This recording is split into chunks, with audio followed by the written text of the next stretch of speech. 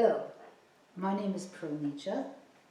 I run SLL Institute together with my son Derek, and I'm very happy to be able to speak to you tonight, especially because we have a very, very important guest with us tonight, Michael Grinder from the United States. And I think Michael should introduce himself because he's very famous, but maybe you haven't heard of him yet. So, my name is Michael Grinder. I taught for 17 years, and then I took a lot of the information I learned from NLP and I tried to apply it to the classroom. Then I started my own corporation, and much like these other two people, I became an educational consultant. Going into classroom after classroom trying to figure out what's the difference between an effective teacher and one that is less effective.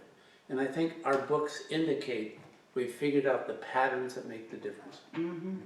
That's it. It's very often this capability of stepping back and taking a look at what you're doing on a cognitive level and then implementing that into your teaching, and it just makes a world of difference, And we've saved a lot of teacher careers.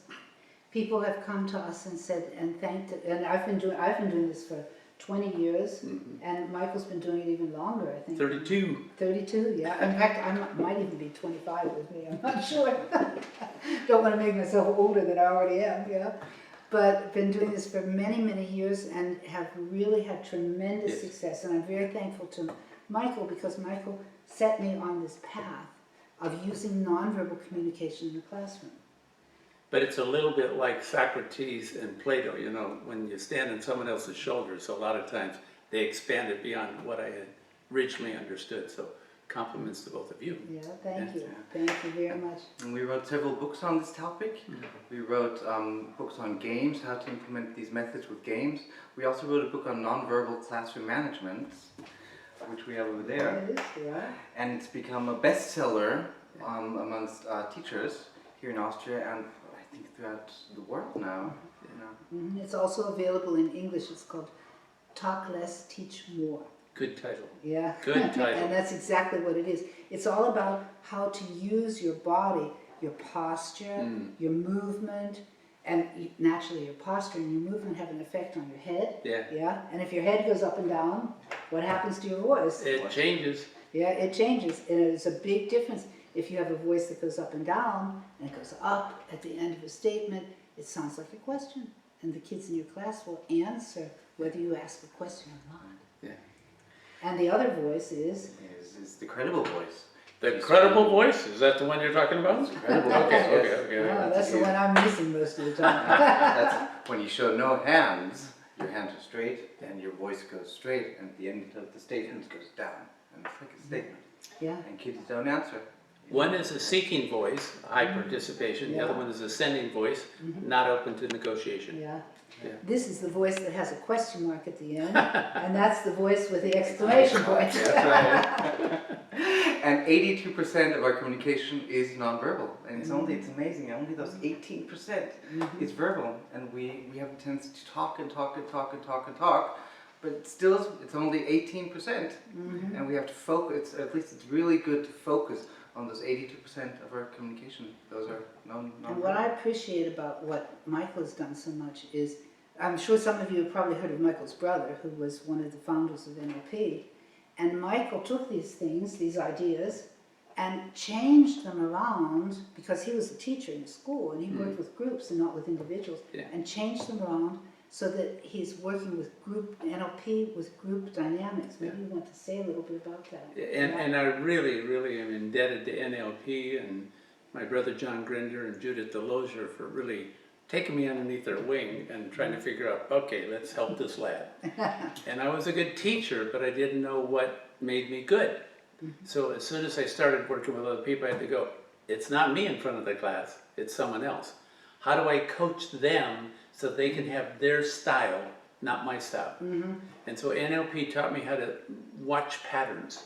And I love the quote about the average teacher informs. The good teacher persuades. And the great teacher inspires. I love that quote. So the question is, how do we inspire? And initially, at least when I was introduced to NLP, it was a one-on-one. It was working with someone's inside sanctuary beliefs, values. And when I tried to take that to teachers, they kept going, wait a minute, I work with 35 kids in front of me. I can't figure out who's the visual, who's the auditory. I said, well, these are still good patterns though. So let's figure out why what we do works, and when it doesn't work, why it doesn't. So instead of going from a verbal model, which NLP initially was, into a nonverbal model, we also went from one-on-one to group.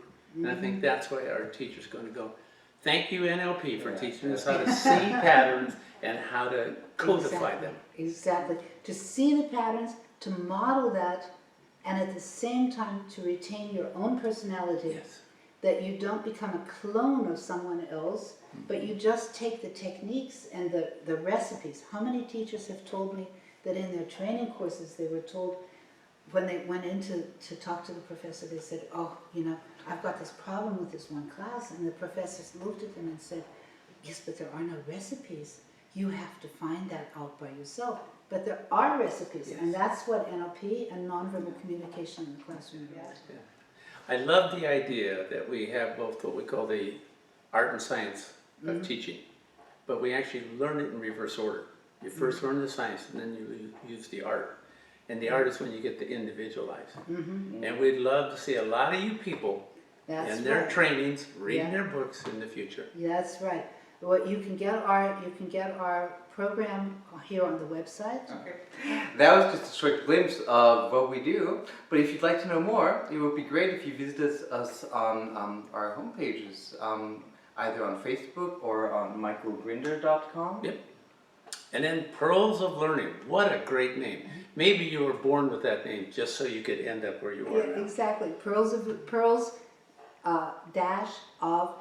Learning.com, and our address on Facebook is also Pearls of Learning, and we hope you like it.